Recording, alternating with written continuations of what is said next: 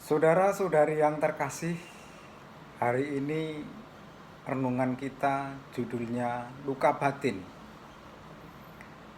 Kita sering mendengar ungkapan luka batin. Entah luka batin ataupun luka fisik, pasti tidak enak. Saya membayangkan seekor hewan yang terluka. Tentu terluka secara fisik. Kita ambil contoh seekor anjing yang terluka. Kalau lukanya parah, tentu si anjing tidak bisa kemana-mana. Dan kalau lukanya karena dipukul manusia, tentu dia akan takut kepada manusia, bahkan mungkin bisa jadi takut kepada tuannya sendiri.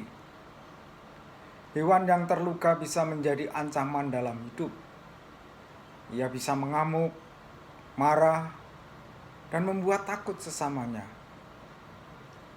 Tetapi sebaliknya, kalau lukanya sangat parah, dia bisa tak berdaya, tak bisa berbuat apa-apa.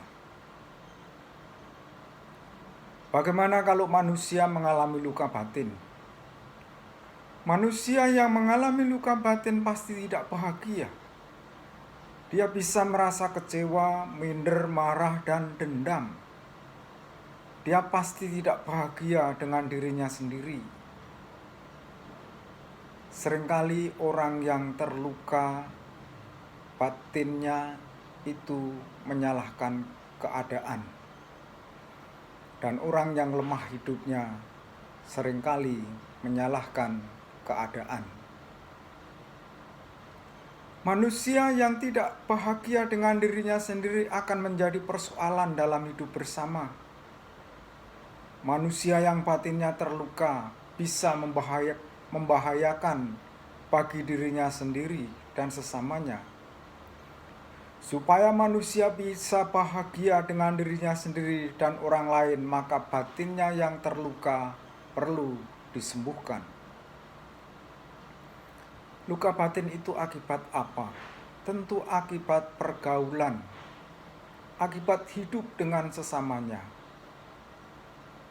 Misalnya, seorang anak bisa terluka batinnya yang disebabkan oleh kata-kata atau kelakuan buruk orang tuanya, gurunya, atau teman-temannya. Sedikit banyak, setiap manusia mengalami luka batin. Tetapi sesungguhnya luka batin itu bisa disembuhkan. Dan yang menyembuhkan adalah diri kita sendiri. Menurut saya, keluarga mempunyai peranan yang sangat penting untuk menjaga agar setiap anggota keluarganya tidak mengalami luka batin. Berdoa bersama, saling menyapa, penuh kasih, berkata-kata yang menumbuhkan kegembiraan bagi orang lain, bagi keluarganya. Bagaimana kalau kita menjadi orang yang terluka batin karena melayani? Melayani gereja bisa membuat kita ikut menderita luka batin. Kalau umat yang dilayani kebanyakan menderita luka batin. Melayani sampai terluka sungguh menjadi harapan.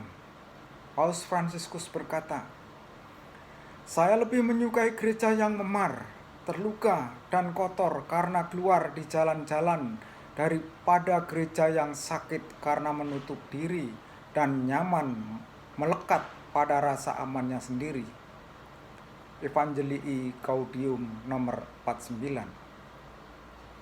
Menjadi orang yang terluka karena melayani itu membawa sukacita. Tetapi sebaliknya, orang yang terluka batinnya lalu terlibat dalam pelayanan, ia menjadi sumber masalah, menjadi persoalan.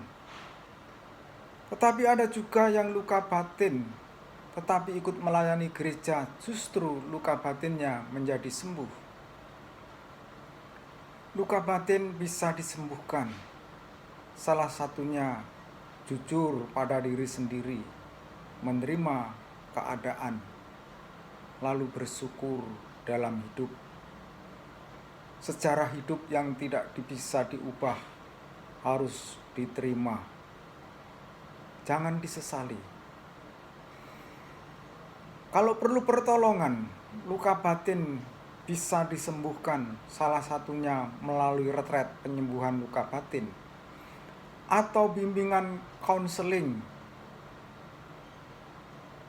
Luka batin sekali lagi bisa disembuhkan asal kita sungguh berupaya ingin sembuh sambil memohon pertolongan Tuhan. Kita berdoa, mengikuti Ekaristi, membaca kitab suci. Kita pilih ayat-ayat emas yang bisa menjadi pegangan dan kekuatan. Semoga kitab suci menjadi bacaan harian kita, baik secara pribadi ataupun bersama dalam keluarga, sehingga kita menjadi manusia yang bahagia, menjadi manusia yang bersyukur, terbebas dari luka batin, sehingga kita bisa hidup penuh kebahagiaan, penuh sukacita di dalam keluarga, di dalam gereja, dan di dalam masyarakat hari demi hari. Hidup kita dipenuhi dengan persaudaraan, dipenuhi dengan kekeluargaan. Semoga Tuhan yang memulai pekerjaan baik dalam diri kita, Tuhan menyelesaikannya. Amin.